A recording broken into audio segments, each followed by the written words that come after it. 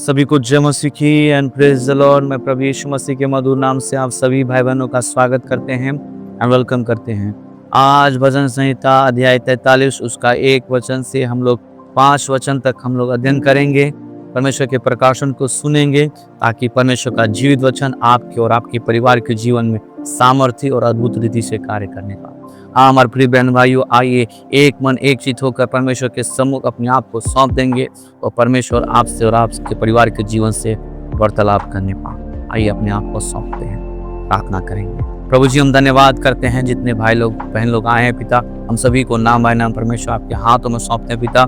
हमारे हृदय को, हमारे प्रभु जी मनों को, आत्मिक या आंखों को परमेश्वर प्रभु जी हमारे कानों को खोल दे पिता, ताकि परमेश्वर ये वचन को सुन करके अपने जीवन में एक परमेश्वर आगे बढ़ने के लिए हम प्रार्थना करते हैं पिता। ये वचन हमारे जीवन के लिए परमेश्वर एक आशीष का, अनुग्रह का, सामर्थ का परमेश्वर कार्य करने के लिए हम प्रार्थना करते हैं। अनुग्रह कर, दया कर, छोटी प्रार्थना प्रभु यीशु मसीह के नाम से मांगते, आमीन आमीन आमीन।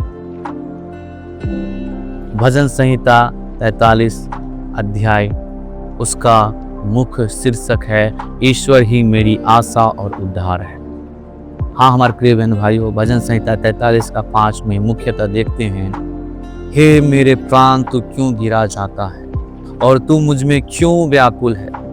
तू परमेश्वर की बात जो, क्योंकि मैं तो उससे सहायता पाने के कारण फिर उसकी स्तुति करूंगा। वह मेरा मुख उजियाला और मेरा परमेश्वर है।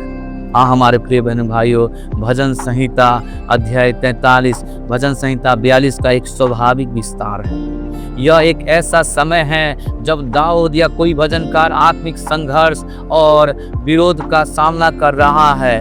उसने अपने जीवन में अत्याचार, न्याय की कमी और आत्मिक अंधकार का अनुभव किया है। हमारे प्रिय बहन भाइयों, पद 1 में मुख्यतः देखते हैं न्याय की पुकार।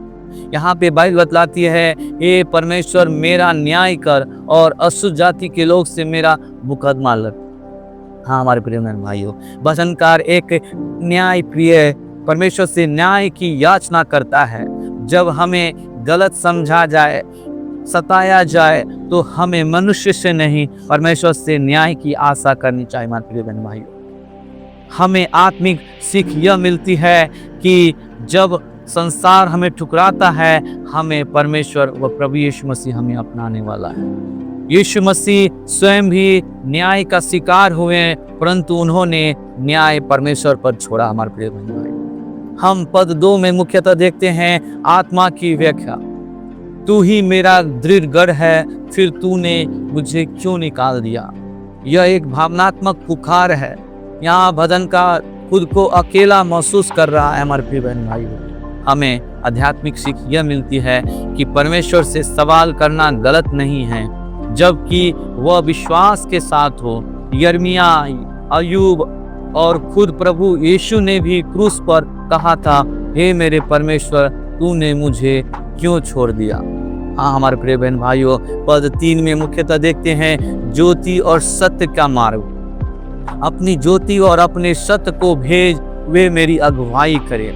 यह एक आध्यात्मिक समाधान है। हमारे प्रिय बहन भाइयों, परमेश्वर की ज्योति वर्ड ऑफ गॉड और सत्य होली स्पिरिट हमें सही मार्ग दिखाती है। हाँ हमारे प्रिय बहन भाइयों, हमें आध्यात्मिक सीख यह मिलती है कि जब हम भ्रम, अंधकार, चिंता में होते हैं तो बाइबल और आत्मा की अगुवाई हमें आशा देती है।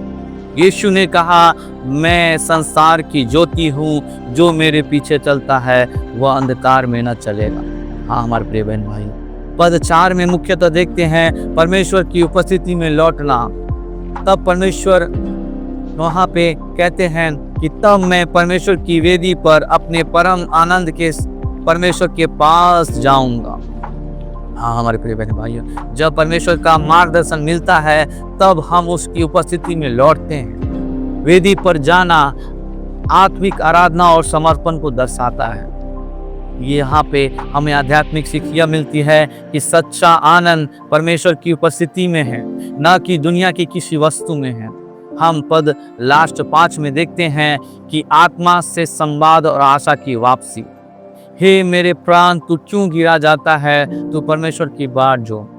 भजनकार अब खुद से बात कर रहा है और आत्मा को प्रेरित कर रहा है। वह जानता है कि परिस्थिति चाहे जैसी भी हो, हमें परमेश्वर जो है हमें उद्धार करने वाला है। हमें यहाँ पे यह सीख मिलती है कि जब हम निराश होते हैं, हमें अपनी आत्मा को भी परमेश्वर पर भरोसा रखना चाहिए। हमारे प्रिय बहन भाइयों, हमें और आपको भजन संहिता 43 हमें सिखाता है कि जीवन में चाहे जितना भी अंधकार क्यों ना हो, परमेश्वर की ज्योति और सत्य हमें आशा देते हैं। आत्मा को परमेश्वर की ओर लौटाना आत्मिक विजय का आरंभ है। हमारे प्रिय बहन भाइयों, जब हम परमेश्वर की बाट जोते हैं तो वह हमें छोड़ता नहीं, बल्कि हमारी स्तुति का कारण बन जाता है। आज और हमें मुख्यतः 4 बातों को सीखने की आवश्यकता है। हमारे प्रिय बहन भाइयों, जब लोग अन्याय करें तो परमेश्वर से न्याय मांगे। जब आत्मा थक जाए तो उसकी ज्योति और सत्य को आमंत्रित करें। जब खुद को दुख में पाए, आप तकलीफ में पाए, परमेश्वर की निरंतर स्तुति करते रहें। परमेश्वर आपके जीवन में आश्चर्य काम, चमत्कार का काम तो करने वाला है। अपनी आत्मा से बात करें, उसे परमेश्वर की आशा को की ओर मोड़ दें। वो परमेश्वर आपके जीवन में अद्भुत काम करने वाला है। जैसा बाइबल बतलाती है यशायाह 41:10, मत डर क्योंकि मैं तेरे संग हूँ। मत्ती 11:28 बोलती है, हे सब परिश्रमी और बोझ से दबे हुए लोग मेरे पास आओ। रोमियो 15:13 कहती है, आशा का परमेश्वर तुम्हें सब आनंद और शांति से भर देगा। हमारे प्रिय बहन भाइयों, आज हमें और आपके परमेश्वर की ओर आने की आवश्यकता है। परमेश्वर अनुग्रह करता है आपके जीवन। आइए हम प्रार्थना करें। प्रभु जी, हम प्रार्थना करते हैं जितने बहन भाई लोग इस वचन को सुने हैं, परमेश्वर वचन के द्वारा बातचीत किए हैं पिता, हम सभी को परमेश्वर आपके लोगों में छिपाते हैं। अनुग्रह कर दिया कर प्रभु जी, सबों को जीवन में आशीष करे वचन के द्वारा। धन्यवाद करते हैं, धन्यवाद करते हैं। सच प्रार्थना प्रभु यीशु मसीह के नाम से मांगते हैं। आमीन, आमीन, आमीन। सभी को जय मसीह की। परमेश्वर इस वचन के अनुसार सभी को आशीष करे।